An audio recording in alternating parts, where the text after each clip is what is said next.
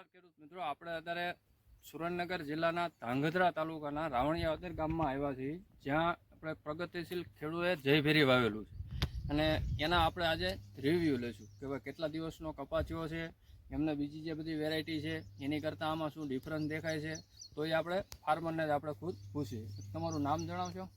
મારું નામ ઈશ્વરભાઈ જગદીશભાઈ દલવાડી. તમારું ગામ ને તાલુકો નહીં?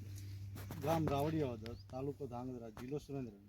Mobile number 81 60 51 43 17. હવે આ જે વેરાયટી છે એ તમે કઈ વેરાયટી વાવેલી છે? જયભેરી. જયભેરી. હવે આ વેરાયટી જે છે એ તમે આ પહેલી વખત વાવ્યું કે આની પહેલા પણ વાવેલું હતું? પહેલી વખત. પહેલી વખત.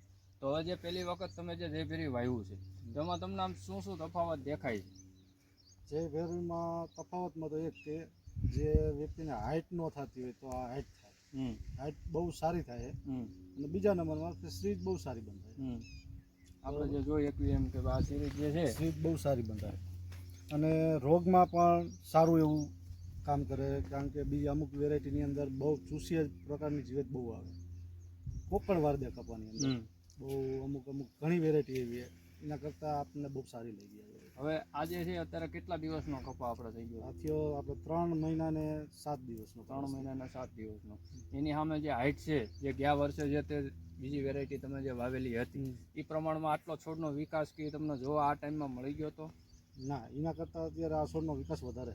પ્લસ વસ્તુ જે ફ્લાવરિંગ છે અને જે છોડની કેટેગરી છે એ પ્રમાણે તમને છોડ પ્રમાણમાં માલ કેટલોક દેખાય છે? ના, માલમાં તો બહુ સારું જ છે સાહેબ. અધર વેરાયટી જે છે અમુકમાં હાઇટ થઈ જાય છે, તો એની સામે તમે માલની કમ્પેરિઝન કરો તો આમાં હાઇટ પ્રમાણે જ માલ છે કે ભાઈ હાઇટ જ નકરી પકડી છે? ના ના, માલ પણ છે, હાઇટ છે પણ માલ પણ છે. માલ છે. બીજા નંબરમાં જે આપણે જોયું તમે ઝીંડવળ જે બેહવાની અને જે કેપેસિટી છે એ તમને આમાં કેવી લાગી બીજી વેરાયટી કરતાં? ના, સારી છે, બહુ સારી છે. બીજામાં ખરી જવાનો બહુ પ્રોબ્લેમ છે, સ્ત્રીજ એક ધારી નો રહે, સ્ત્રીજ બંધાય પણ ખરી બહુ જાય. આમાં એ પ્રશ્ન નથી. વસ્તુ કંઈ છે નહીં. આભાર.